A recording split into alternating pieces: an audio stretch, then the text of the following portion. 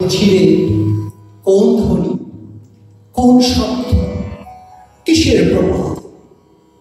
গোল হয়ে আসুন সকলে, ঘন হয়ে আসুন সকলে, আমার মিনতি আজ স্থির হয়ে বসুন সকলে।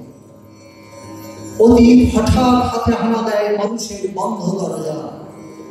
এই তীব্র স্বচ্ছ পূর্ণিমায় নুরুদ্দিনের কথা মনে পড়ে যায়। কাল ভোর যখন বাংলায় তার দীর্ঘ দেহ নিয়ে আবার নুরুদ্দিন দেখা যায় মরা কিনা। নুরুদ্দিনের বাড়ি রংপুরে যে ছিল, রংপুরে নুরুদ্দিন একদিন ডাক দিয়েছিল 1190 সালে। আবার বাংলার বেঁচে পড়ে যায় নুরুদ্দিনের কথা মনে পড়ে যায়।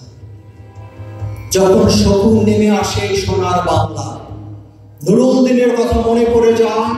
যখন আমার দেশ ছেড়ে যায় দালালের আলখেল্লায়, নুরুদ্দিনের কথা মনে পড়ে যায়।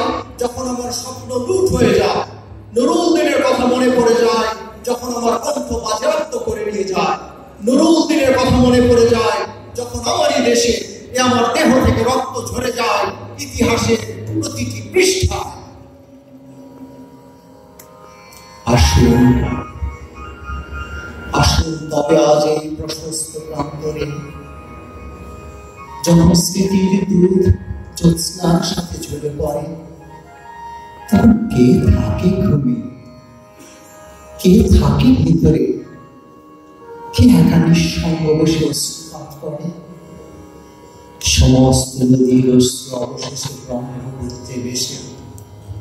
নুরুদ্দিনেরও কথা যেন সারা দেশে পাহাড়ি ঢলের মতো নেমে এসে সমস্ত ভাষায় অবাধ মানুষ যেন জেগে ওঠে আমার আশায় যে আবার নুরুদ্দিন একদিন আসিবে বাংলায়, আবার নুরুদ্দিন একদিন কাল পূর্ণিমায় দিবে ডাক।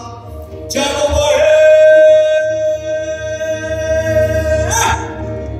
কণ্ঠে সবাই